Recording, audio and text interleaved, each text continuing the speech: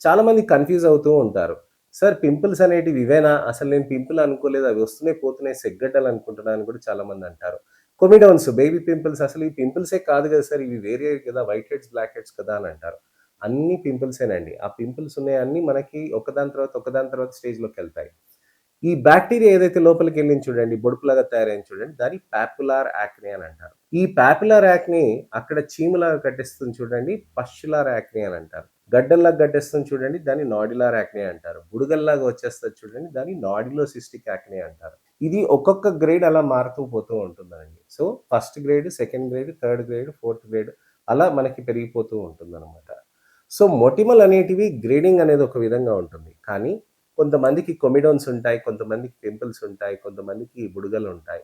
అన్నీ కలిపి కూడా ఉంటాయి. సో, అన్ని రకాల పింపుల్స్ ఉంటాయండి. సో, మనం అర్థం చేసుకోవాల్సిందేంటంటే, పింపుల్స్ ఏ విధంగా మన చర్మంలో ఉంది, ఎలా ట్రీట్మెంట్ చేయాలనేది మనం అర్థం చేసుకోవాలి. చాలామంది ఆన్‌లైన్ సీరమ్స్ చెప్తూ ఉంటారు. సాలిసిలిక్ యాసిడ్ పెట్టండి, మీకు చర్మంలో ఉన్న మొటిమలు తగ్గిపోతాయి, కొమిడోన్స్ తగ్గుతాయని. కానీ మీకు కొమిడోన్స్ ఉన్నాయా? పింపుల్స్ ఉన్నాయా? పాపులర్ యాక్నే ఉందా? లేకపోతే పస్టులర్ యాక్నే ఉందా?